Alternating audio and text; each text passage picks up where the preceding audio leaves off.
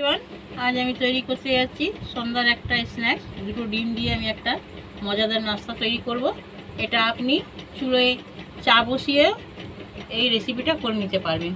খুব অল্প উপকরণ দিয়ে তৈরি হয়। আমি এখানে দুটো ডিম নিয়েছি, এইগুলোকে আমি সেদ্ধ করা আছে।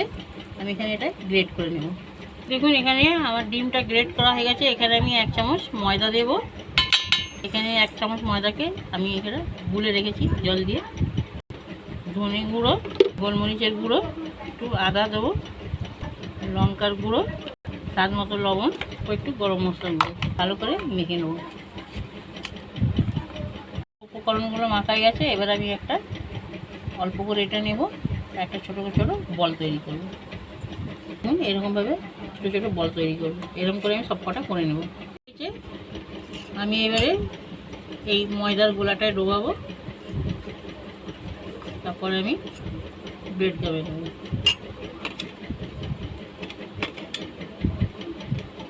দেখুন, এখানে আমার একটা তৈরি হয়ে গেল। এইরকম করে আমি 4টে তৈরি করে নেব।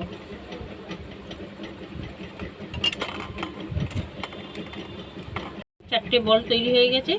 এবার আমি এটাকে ফ্রাই করে দেখাবো। আমি এখানে একটা কড়া চাপিয়েছি। কড়াতে আমার তেল দেওয়া হয়ে গেছে। তেলটা এবার গরম হয়ে এসছে। এবার আমি একটা করে বল এতে ছেড়ে দেবো।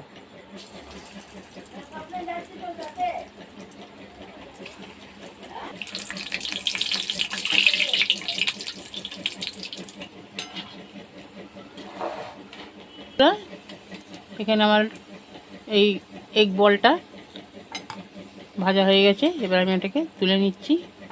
আর দুটো আছে, এটাকেও ভেজে নেব। এগ বলটা তৈরি হয়ে গেল।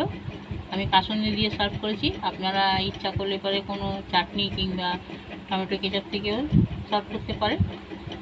আমার এই রেসিপিটি যদি ভালো লাগে, এটা খুব অল্প সময়তে হয়, বাড়িতে থাকা উপকরণ দিয়ে হয়। তা ভিডিওটা পুরো দেখার অনুরোধ রইল আপনাদেরকে। আমার রেসিপিটি যদি ভালো লাগে, তাহলে আপনি যদি ইউটিউব থেকে দেখে থাকেন আর আমার চ্যানেলে নতুন হয়ে থাকেন, তাহলে আমার চ্যানেলটিকে সাবস্ক্রাইব করবেন, লাইক কমেন্ট শেয়ার করবেন। আপনাদের কমেন্ট করতে আমার খুব ভালো লাগে।